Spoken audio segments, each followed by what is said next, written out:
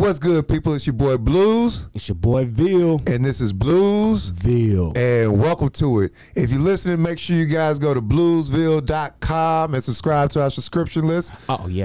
And don't forget to subscribe to us on Facebook, YouTube, Spotify, iTunes, Pandora.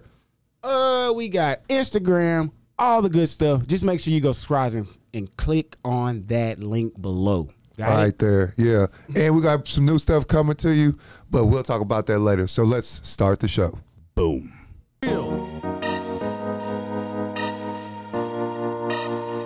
Bluez, nigga. Run it. All right. We're back at it here with Kris Hunter. Now, like you said, before we left off, you were talking about getting chased out by Alex Jones. Because that was the thing, man. We were talking Monday, and you were telling me the stories about, like, you going out to all these protests and the wild shit that happened, man. Yo, tell us about that shit. Tell us about the Alex Jones shit. So we were in Austin on August 1st, and we actually made national news that night on ABC Nightline. Mm. And so we show up, we load up into trucks. I'll tell that story at a different time because that's like the first part of the story. But apparently Alex Jones starts spreading this crazy rumor, and while we're driving around in these trucks, he's following us with drones. Mm. And we had left the start point for the protest to go do our job, which was protect protesters that were marching from people interfering with that march. Right. And Alex Jones starts telling this crazy story about how we were going to invade apartment buildings and get on the rooftops, and we were going to be sniping cops. Wow. And like when you're living this in real time and you're like, holy shit, man. If like, dude, now you just painted a target on my back. Because it's not true, but those crazy ass people listening to Alex Jones. Yeah. Bro. Yeah. And he was like, these are communist Antifa sniper death squads. And we're like, what? I even sent an email like the next day, and I was like, yo, if you want to talk to me, you can talk to me. But dude, like, you seriously put us all in danger, and all of that was not true at all. Yeah. And so like, I guess he was gonna try and get us riled up. So right after we left the first location, he showed up in his big armored car and was like antagonizing protesters and shit like that while we were off doing the thing, the convoy of chaos. And then we get back and we heard about what was going on there and whatnot. But like I said, he was like on there talking about, I got these documents from Austin Police Department. They're saying these guys sound just like that. You hitting it, bro. I've been practicing. You hitting it, bro. I ain't gonna lie. You are hitting it. You know, he's like, I can't show you these documents. Yeah, like you got blank ass pieces of paper, dude. Like, dude, and then that same night, Daily Mail, they ran a story about us as well. And it was funny because the way the article was portrayed, they had a picture of our people and it said 3%ers, which is like a right-wing militia, you know. And then they had another picture of our people and it said BLM. And then they had another picture of our people and it said right-wing extremists. And then another picture of our people that said left-wing activists. Wow. And I was like, every single one of these pictures is of our people. Yeah. Like they're all different pictures, but all those are our guys. Dude, y'all had one picture. I ain't gonna lie, it was a fire ass picture. It was like y'all in the back of the truck. Yeah. Oh yeah. I ain't gonna yeah. Was that from Alex Jones's drone? No, that was actually from a vehicle. Picture. That was actually from the vehicle behind us. The ones that Alex Jones posted, like you could tell they were from kind of high up or whatever. And I think he posted them like later on that night or something like that. That dude crazy, man. Dude, he is wild. And like I said, like I will forever fucking like I got it out for that dude. He put us in a lot of danger. Which is funny because I think me and Mike earlier were talking about like hypocrisy and like views and politics and all that shit. You would think he would be more understanding, being as he's in the same boat of like people. Well, he is a certain kind of way, but right. But you being kicked off the internet and like not having a voice and like.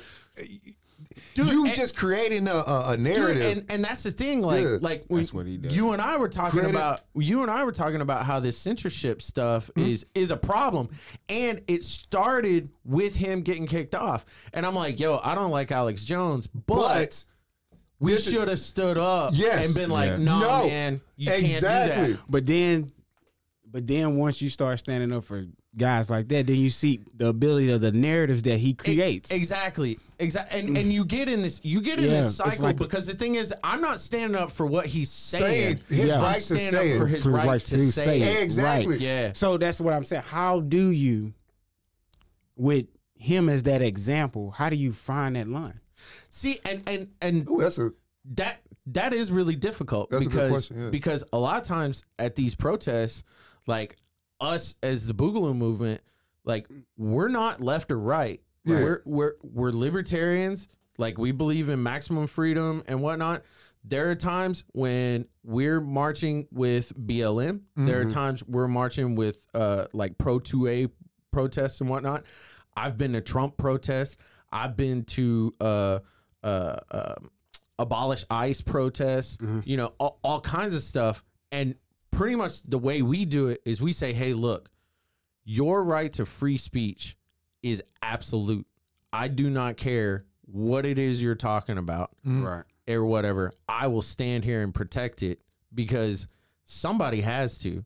Like, I may not, even if I disagree with what you stand for, I do not want you to be silent. Yeah. And I agree with that. I agree with that 100%. I think you asked like the balance, right? And where do you draw that line, right? So it's like, I believe in that too, because like I want to get in that too a little bit because we talked about like the internet censorship. It's a quote, and I don't remember the quote verbatim, but it's like, I didn't stand up for the such and such until they, and then it's like, I didn't stand up for all these people until they came to me and there was nobody to stand up for me, right? Exactly. That's exactly what happens.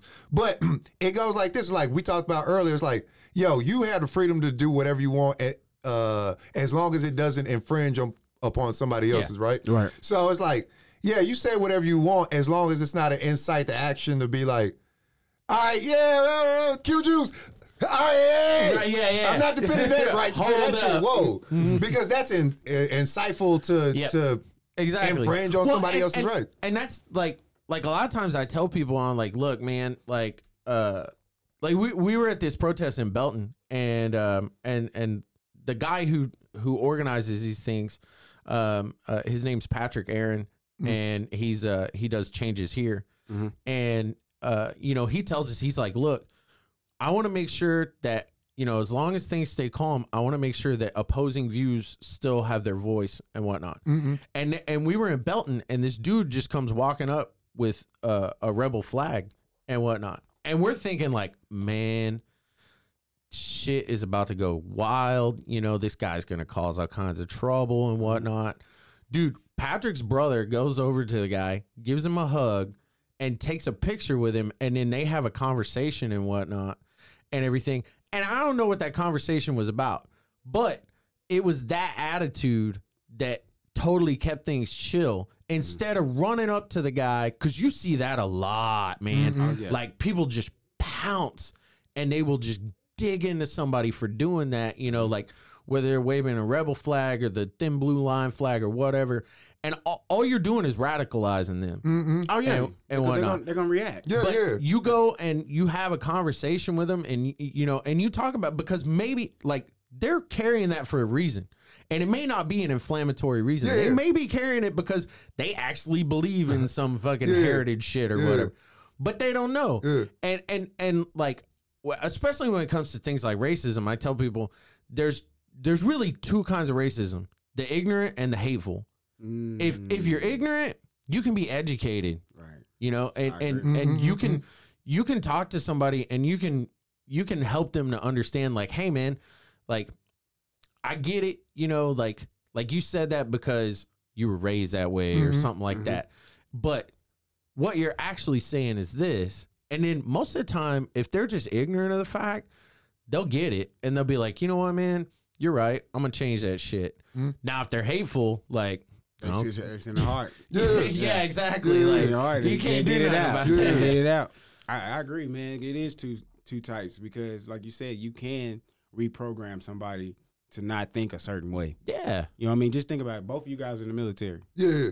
Eventually, everybody started thinking on the same accord. Oh, yeah. Yeah. And it's funny you say that because, like, when I first went to basic, I had, not even just basic, throughout my military career, I would always meet guys from them podunk, what do you call them? After dark towns. You don't want to be there after, niggas don't want to be there after dark. Yeah. Exactly. Places like Vidor, Texas and shit. I met tons of those guys be like, you know what? You're the first black guy I met, but I like you. And you know what? But that's the crazy thing. And you meet a lot of people like that. And you'll be like, damn, they actually cool. Nah, for real. And that's it's amplified in the military because you in close quarters and these are the people you gotta depend on. Exactly. Yeah. So you kind of gotta get over that. But I mean, anytime, I think that's another thing. Yeah. Marijuana and survival will bring race together quick, bro. Absolutely. Like, seriously, bro. Think about it. Like, when you go through something with somebody, you can forget about all the shit that you knew about, the flaws, all that shit. When you going through a survival mode and y'all trying to get through something, shit, you can put your shit aside if it's about surviving and for the good of something. Yeah. Like, but when you got hate in your heart, not gonna That's the thing, man. Is like just looking at like so people have a problem with looking at people as people. Yeah. You know, like even people of the same race or even the people of the same class or whatever. You know, because like, bro, we all have individual problems and like you can't understand my personal problems. I can't understand yours. They're from your perspective and whatnot. But the thing is especially if you live within the same community, we have so much more in common than not. Then there's nothing worth disagreeing over. Right. You know, like small disagreements, we just sit down and talk about it or whatever. But when you start paying attention to people sitting up in Washington and people sitting up in New York and all that, and they're like dictating and telling you like how you're supposed to think and shit like that, and telling you who the bad guy is and everything, you start getting paranoid and you start thinking, man, I don't like these white people that are, you know. and that's really what it is. They're out here creating the narrative of our lives.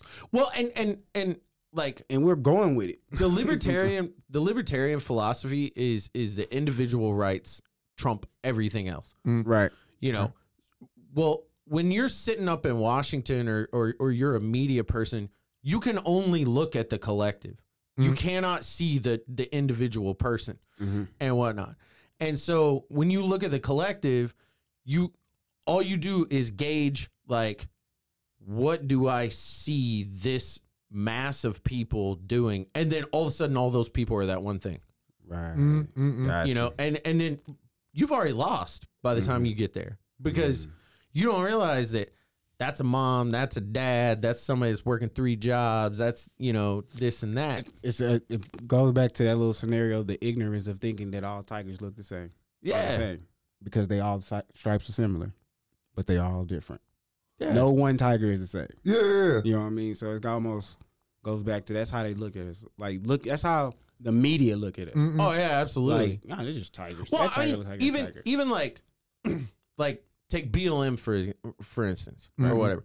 People don't understand how complex BLM is. Very. Like very, very complex. I've been with BLM in like, I don't know, half a dozen cities.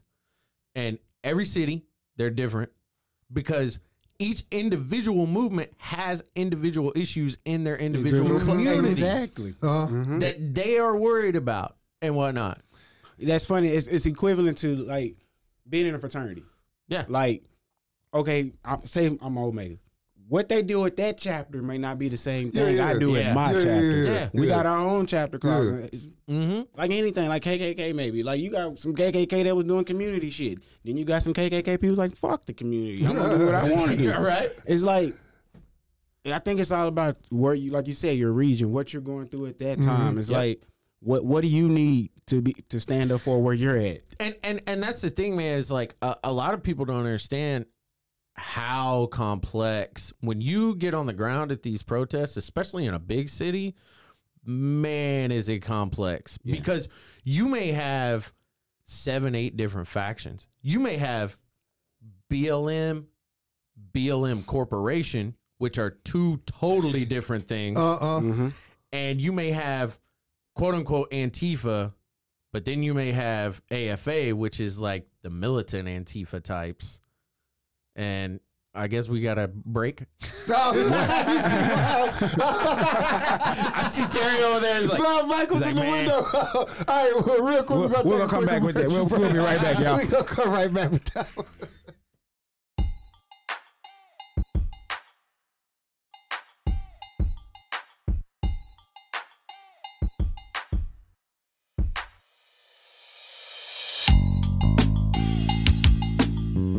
Hey, what's up, y'all? It's Jasmine with the New Black Collective. And what's up? It's Davey R from Change Waco.